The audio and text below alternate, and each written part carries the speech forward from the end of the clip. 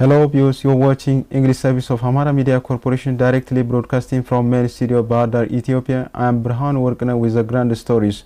Stay tuned.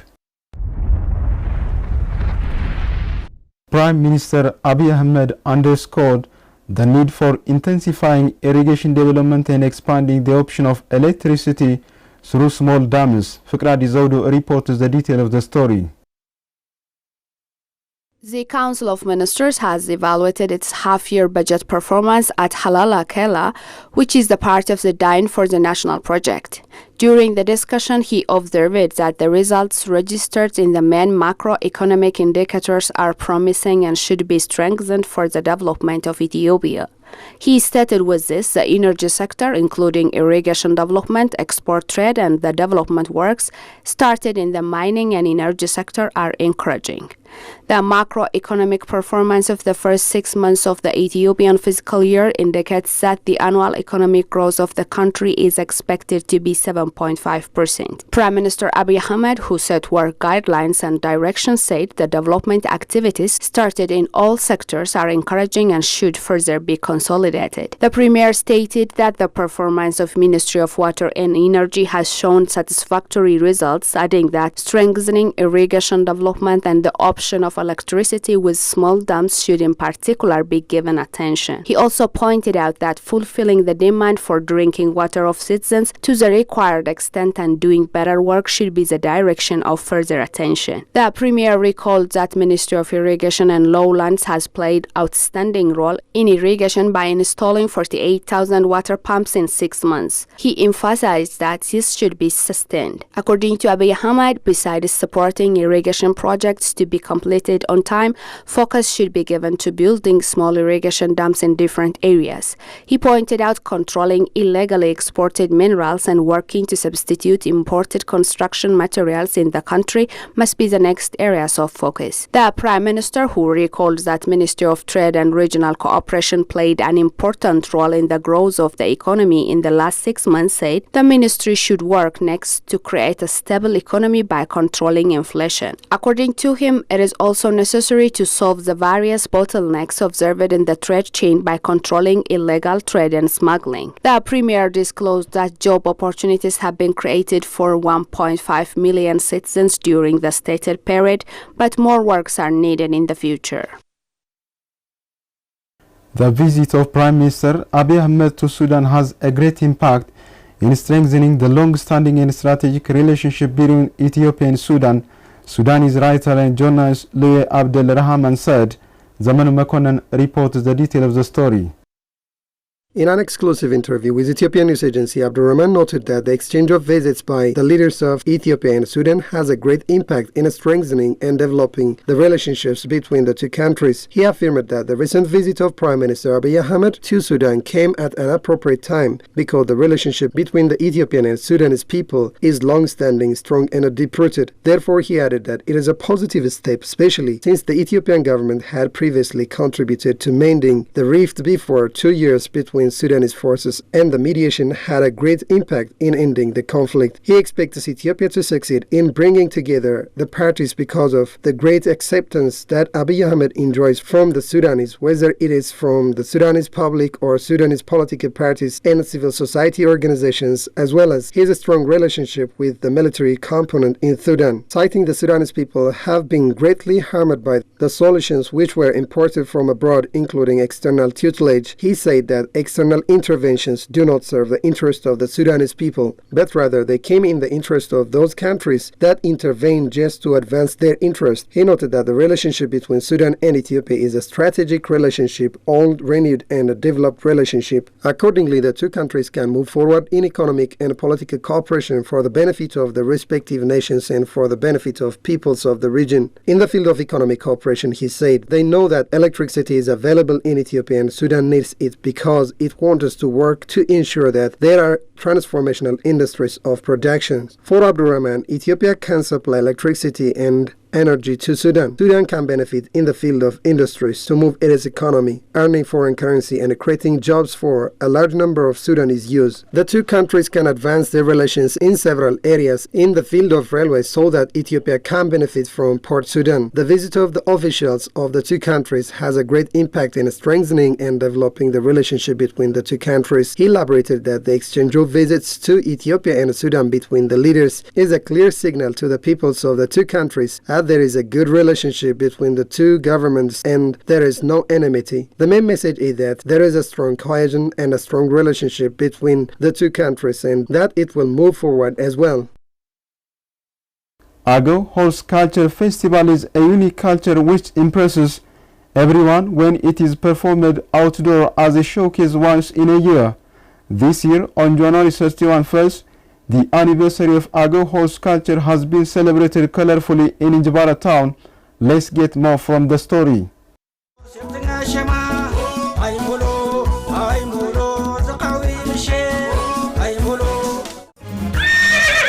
The main reason why this festival is being celebrated is to commemorate the brave deeds of our forefathers and our foremothers, especially at the Battle of Adwa. As we know, many people have participated in fighting the external aggressors. Start from that time onwards, Agar people has organized a kind of small association, what we call it Agar Horse Association, by having 32 people. Now, the association or the Agar Horse Culture has reached over 62,000, and also this Agar Horse Culture is also working to enhance the number of its members up to 150,000.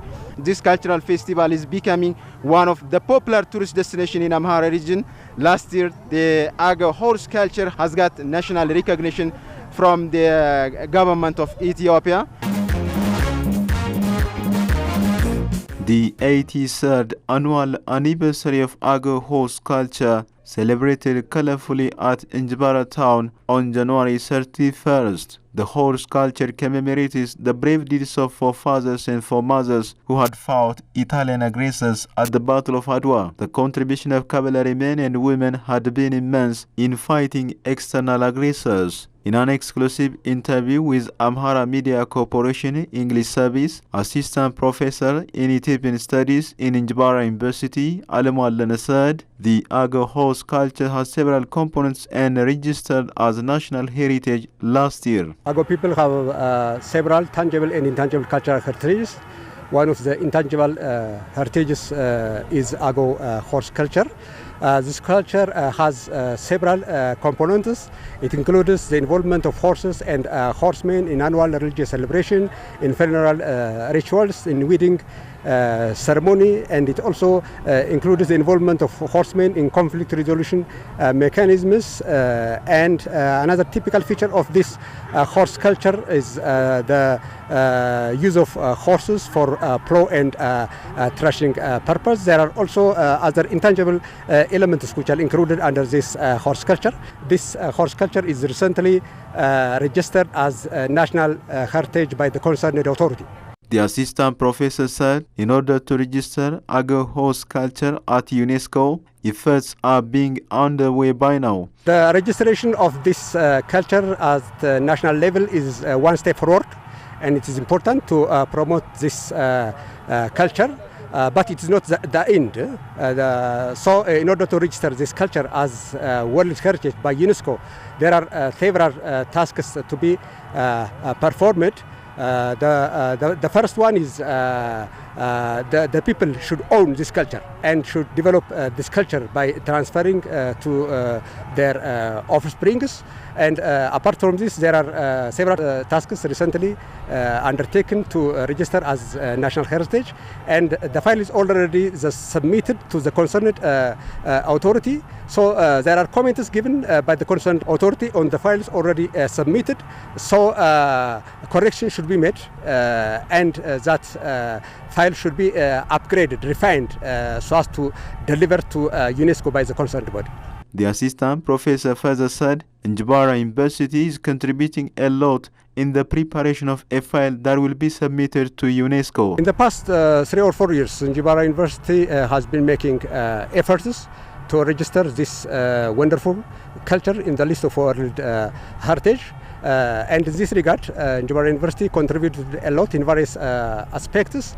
One of these contributions is Amhara University held 2 symposiums in relation to the horse culture, and these symposiums provided good input for the preparation of the files that are submitted to the concerned authority. Amhara University plays significant role in the membership of the technical body organized to register this culture as national heritage as well as world heritage. Those who involved in this technical committee from Amhara University and others played a greater role in preparing this file that is submitted to the concerned authority.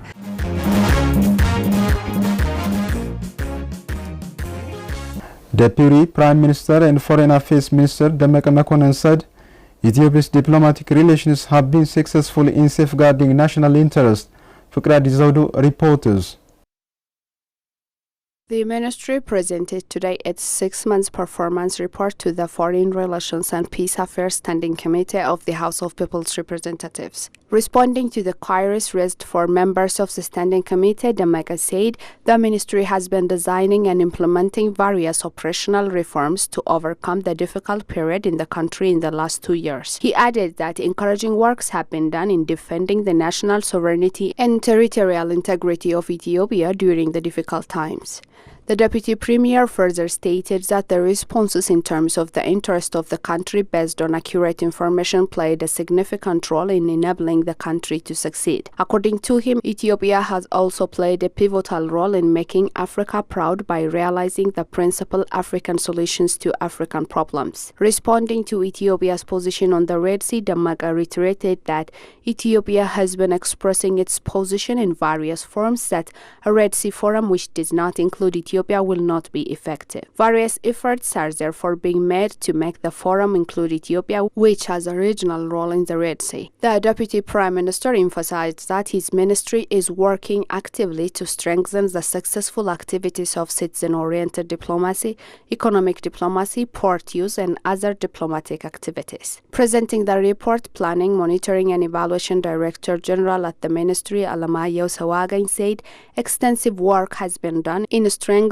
bilateral and multilateral diplomacy as well as protecting the interests and benefits of Ethiopia at the international arena over the last 6 months. The Director General noted that encouraging activities have been carried out in enhancing the participation of the Ethiopia diaspora in development endeavors, including financial, humanitarian aid, remittances, among others. Alamayo noted the diaspora in different countries have done great job in terms of national image building, development and investment and various voluntary works. To this end, he disclosed that the Ethiopian diaspora has sent $2.34 billion in remittance in the past 6 months of the Ethiopian fiscal year. He also noted that many members of the diaspora community have participated in investment opportunities in the country too. Moreover, the diaspora have played a crucial role in defending the sovereignty and interests of the country as well as providing financial support for the Grand Ethiopian Renaissance Dome. The Executive Secretary of Intergovernmental Authority on Development, IGAD, called on member states and the international community to scale up their support to fight against terrorism in the Horn of Africa. Ayayu Melesa reports the detail of the story. Addressing the third state of the IGAD region session, Workana Gabayo Executive Secretary said that 2023 is a critical year for the fight against terrorism in Somalia. The Executive Secretary underlined the threat of terrorism, though unsuccessful, seeks to weaken the unity of the East Africa region. As a result of the threat that has remained in the region, Workana called on the IGAD member states and the international community to reinforce support in fighting against terrorism, particularly in neutralize Al-Shabaab in Somalia. Specifically, the Executive Secretary noted that IGAD appeals for increased regional, continental and international support for the African Union transition mission in Somalia, which is working together with the Somalia security forces. According to him, this support from partners would have a more lasting and effective remedy to the problem of terrorism in Somalia, with a strong emphasis on the protection of civilians. Workana added, IGAD commended the government, security forces and people of Somalia for the recent gains and sustained efforts to counter the influence of the Al-Shabaab terrorist group. Speaking on the political and diplomatic level, Workana said IGAD shall continue to work with its partners within the quartet framework that conveys IGAD, the EU, the European Union and the United Nations to coordinate joint efforts towards ensuring peace, security and development of member states. He pointed out IGAD also takes note of the recent tension in Las Kanud, Somaliland at the end of 2022, which became a matter of concern considering the significant number of civilian deaths and casualties. Lastly, in South Sudan, progress has been recorded in implementing the revitalized peace agreement, notably the establishment of a fully functional executive, the transitional assembly, state and local governments. He added that IGAD also welcomes the progress recorded under the transitional security arrangements and congratulates the Republic of South Sudan for the necessary unification of forces, of which 82% have graduated in the first phase last year. The IGAD Executive Secretary also highlighted regional disaster and humanitarian issues and went on as saying, rising to the challenge, Workene pointed out that IGAD worked diligently to respond to the challenges posed by the global pandemic, climate change, the persistent drought, pest invasions and seasonal flooding, all of which combined contributed to a dire regional food security situation. He stated the regional integration in the Horn of Africa remains the core mandate of IGAD. As one of the most important geostrategic locations in the world, the Secretary said it has incredible integration potential that is waiting to be unlocked.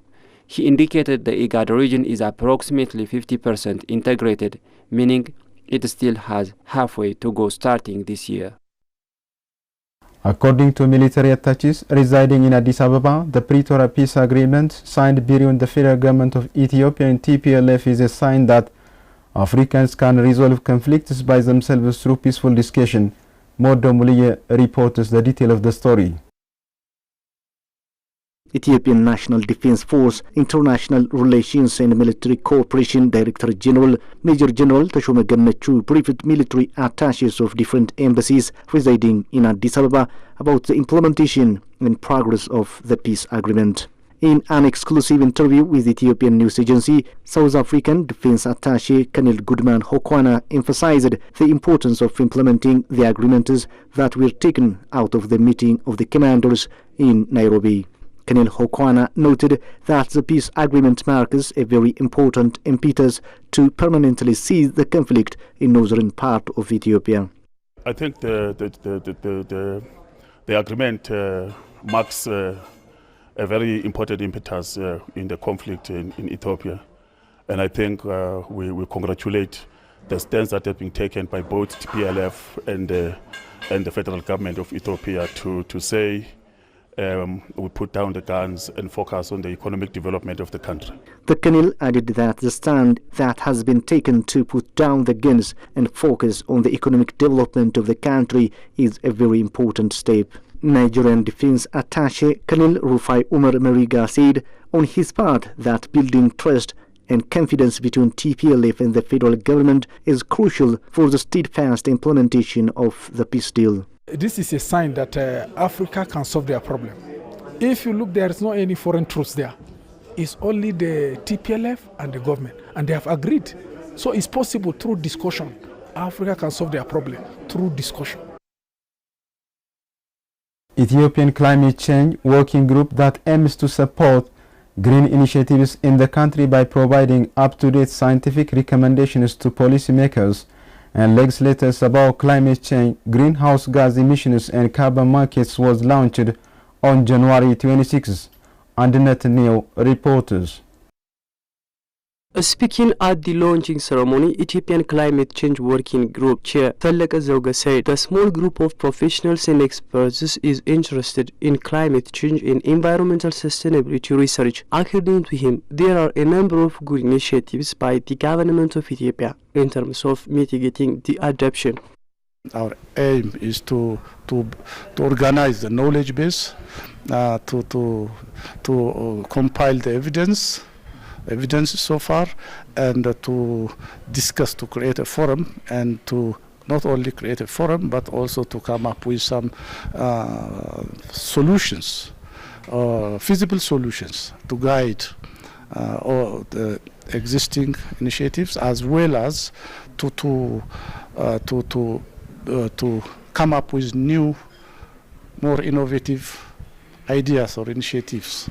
And I think that we can contribute to the ongoing, either in terms of mitigation as well as in terms of adaptation mechanisms. He believed that the group will create a powerful, inclusive and trusting network of Ethiopian organizations that will work together to meet the global goals in the Paris Climate Agreement. Speaking at the event, Ethiopian Environmental Protection Authority Multilateral Environmental Agreement Director Mansour Desi said, despite its negligible contribution to global warming, Ethiopia is strongly affected by the consequences of climate change that affects its environment, agriculture, water, food and energy production. He added the government is keen to partner with all stakeholders interested in cooperating with Ethiopia in this regard. The director further stated that the climate change working group is commendable as it contributes to the national agenda of building adaptation and resilience.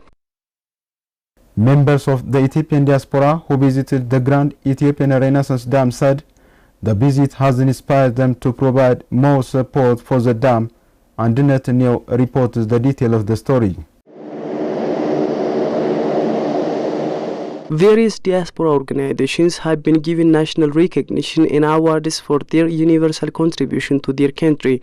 The member of the diaspora yesterday visited the construction of the dam, which is flagship project of Ethiopians. The members of the diaspora who talked to Ethiopian Youth Agency said that the Ethiopian Renaissance Dam is built with our own resources, and it is a project that will take Ethiopia to beacon of prosperity and is a source of pride for generations to come. They mentioned that visiting the dam in person excited them, adding that the dam is being built only with Ethiopia's capacity is a great pride and a heartwarming feeling for us. They also applauded the dam workers who are working hard for 24/7 in different weather conditions. According to them, the perseverance of the workers have moved them to further intensify their support to the dam. They also called on Ethiopians and Ethiopian origin from all over the world to strengthen their support for the construction of the dam without any differences. Ethiopian Diaspora Service Director General Mohammed Idris said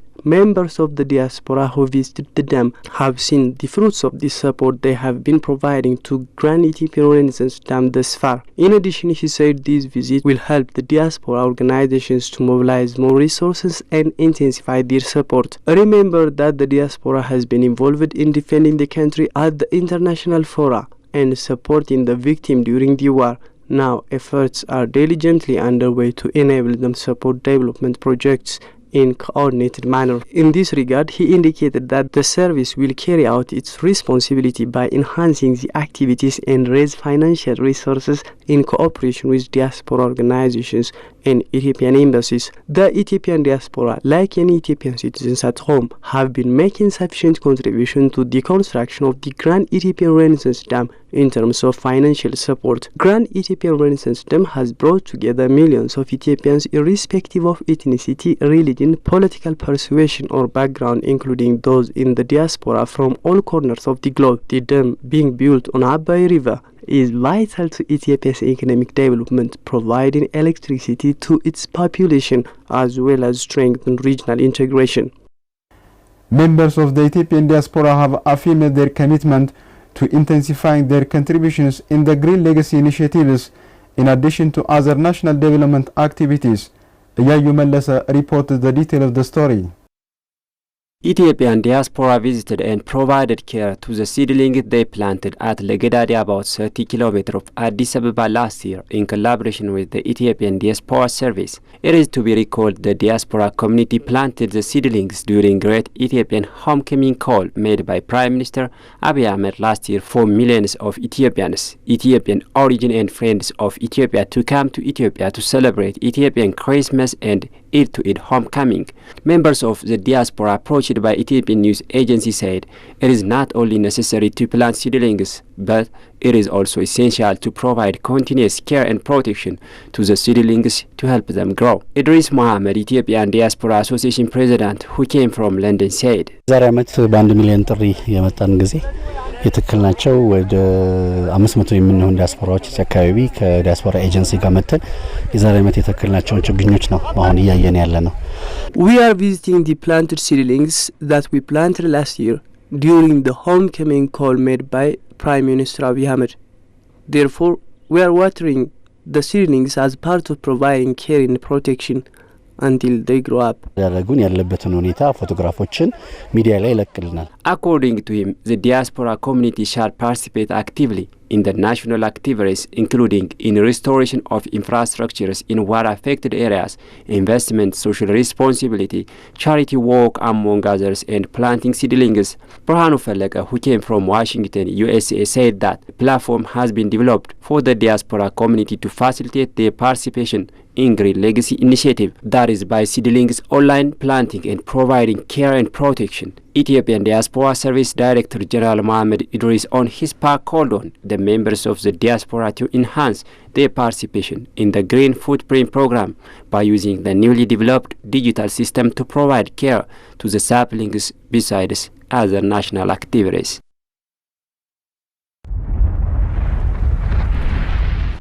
You have been watching English service of Amhara Media Corporation directly broadcasting from main studio Badar, Ethiopia. This all for today. Many thanks for watching. Do stay with Amhara Media Corporation.